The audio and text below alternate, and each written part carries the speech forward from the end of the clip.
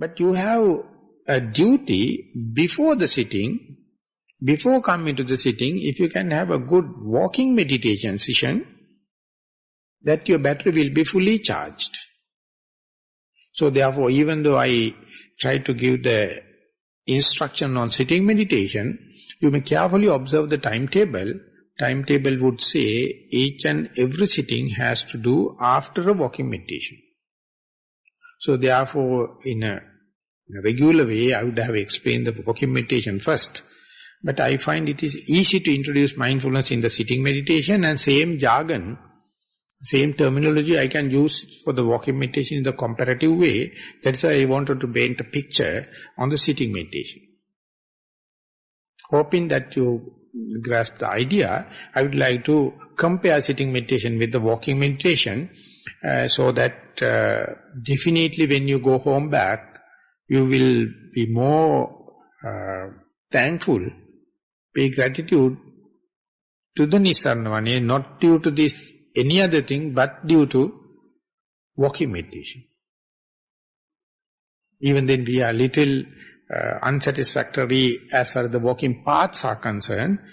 So you have the sand lawn, middle, and the upper, around the shrine room. There's another one just completed.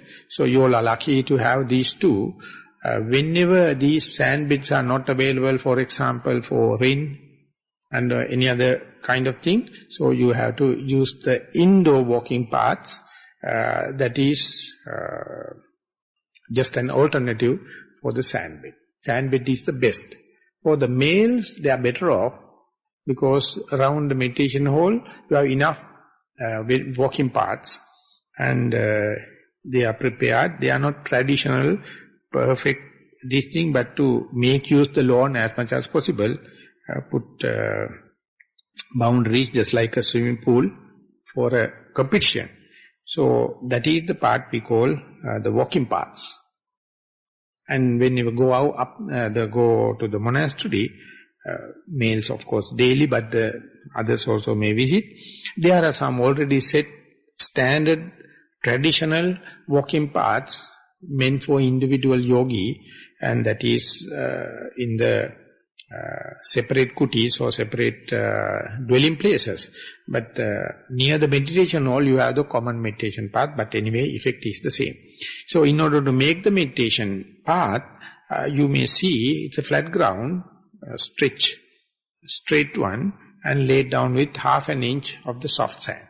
That is the luxurious treatment for the meditative life. So when you go back home, you try to make one. So whenever your architects are preparing the houses, ask them to include walking path, and it will be a very good gift for the your elderly people and the young children to do walking meditation, because sitting meditation is sour in taste, but the walking meditation very sweet. You can do as you like, irrespective of the age, irrespective of your health, and it is very healing. And it is very rejuvenating. So therefore walking is very important. So much so, you may see for the last 30-40 years, all the denominations and all the religions came out with meditation. We Buddhists, traditional Buddhists speaking, we are the people meditating, but it is something lack of common sense. Each and every religion, they have meditation, but no one prescribed walking meditation, except the Buddha. And the Buddha says, if you wish to fulfill your task, the secret is in the walking meditation. If you have a proper digestion, if you have a lasting concentration, and if you wish to have rejuvenation without much of disease, bodily and physical, walking meditation is the path. So, when the talks are going, I will try to incorporate as much as possible the beneficial part of the walking meditation, but now I will reduce it to the pragmatic part, practical part. To compare it with the walking meditation and the sitting meditation, you see, for the sitting meditation, as he mentioned, we are going to have a big meditation hall in the forest. We are going to have 5 feet by 5 feet square, 25 square feet for each individual. But for the walking path, we have to have a long stretch. We have to have 4.5 feet and 30-40 feet long stretch we need. We can make walking paths indoor and outdoor. Outdoor one is usually with the sand, indoor one is usually, in Sri Lanka we are happy, we are lucky, we have the coir carpets made out of coir. It's a very good alternative for the sand bed. And that means the walking path must be average enough for 30 steps. That means 40 to 45 feet long and 4 to 4.5 feet wide. So therefore, space-wise, this is only 25 square feet, that the walking path needs huge, long, bigger space. Other one is, as far as the postures are concerned, this is sitting posture, walking path, either standing or walking. And in sitting, in order to bring the attention inwardly, you are recommended to close your eyes. But in the walking meditation, you are asked to keep the eyes open. And when you are keeping the eyes open, you are not only concentrating on your touch of the tactile sensation of the body, but the eye is open, the ear is open for sounds, and the other one is, sitting is a very passive action. You are sitting, you give the posture symmetrical and relax, and you just let the breathing to take place. But in the walking, you have to have the intention. You have to do intentional walking, and therefore walking meditation is very dynamic, demanding. And attention, the mindfulness, the diligence is demanding so much because it has to fight through the sounds, the visual objects, and the intentional work as well as the touch of the ground. So to keep the touch intact, not like in sitting, it is challengeful. But the point is, the touch of the ground by your soul is more gross, more prominent than touch of the air at your nostrils, so therefore the combination is different.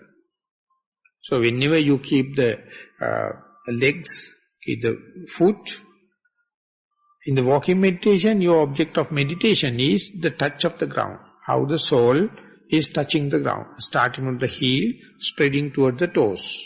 And how it is different from left leg, left sole to the right sole, and shifting of the energy, weight from the left leg to the right leg. So likewise it is more challenging, and therefore theoretically accepted. In sitting meditation it is more conducive for concentration together with the mindfulness, or I would say concentration with the mindfulness as the proximate cause.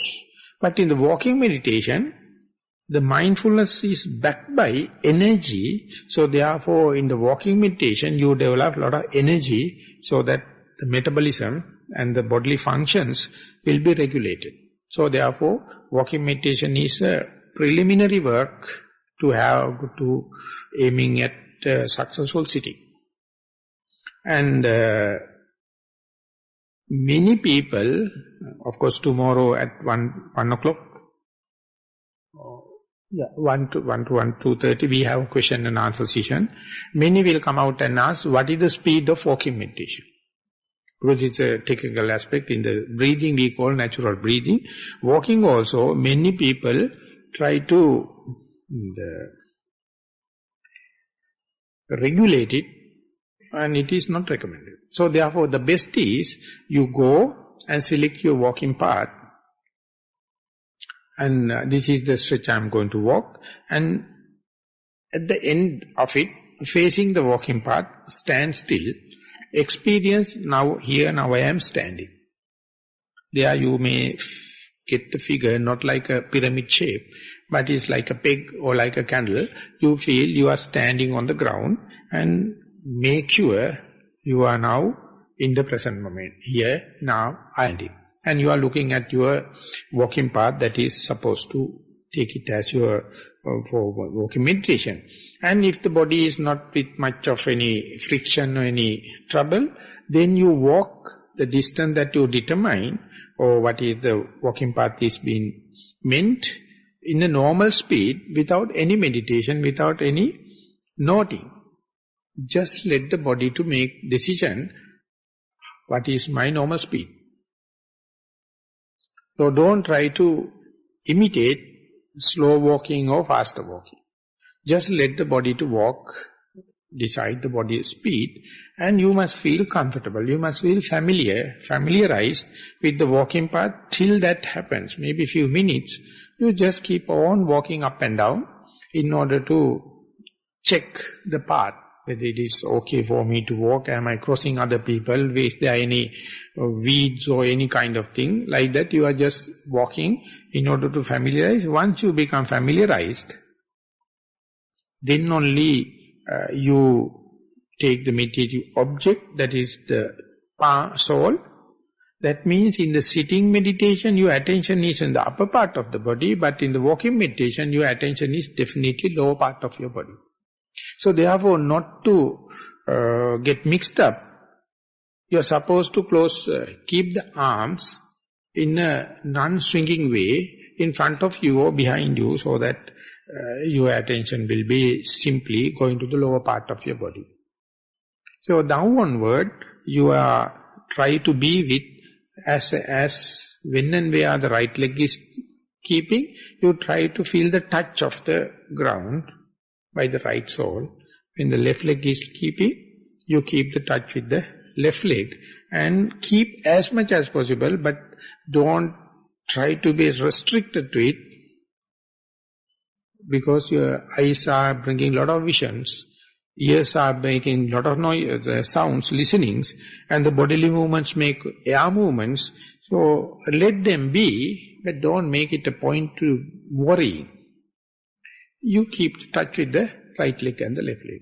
So this is how the walking meditation is happening. Even if you become a lover of walking meditation, an expert in the walking meditation, still the challenge is there.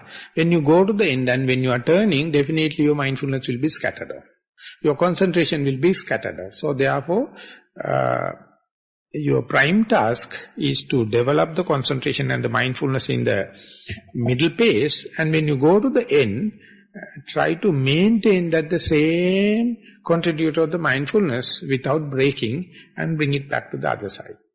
So therefore that area must be free from normal beings and free from other activities and attractive things. So therefore walking path must be very simple, well swept, plain sand, or a place like this with a choir mat or something like that. So whenever you are doing walking meditation, at least it takes 30 to 35 minutes to make the body familiarize with the action. So therefore try to maintain 1 hour as much as possible. And if you develop the good harmony, develop the good concentration and the mindfulness due in walking meditation, go and sit with the same calibration, same peace of mind, and then you can feel the body is happy to sit.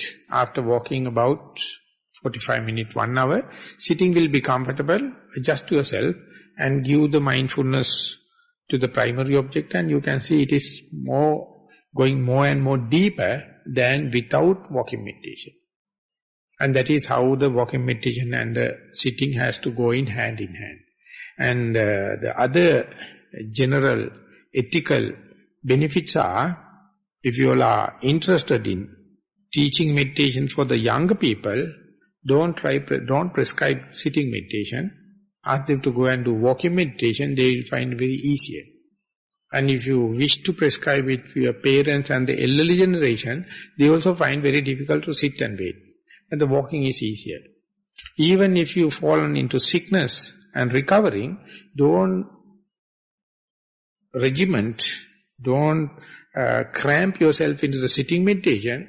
Go for walking meditation. You may find you will be recover fast, and the body will let you know, okay, now you go and sit, and then that will be successful.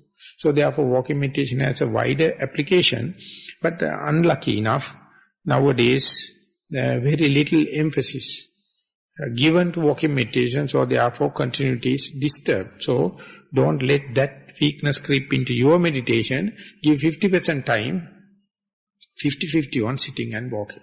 You can see in the timetable, each and every walking meditation has to follow with the sitting meditation. So this is the way we try to keep the mindfulness in sitting and walking.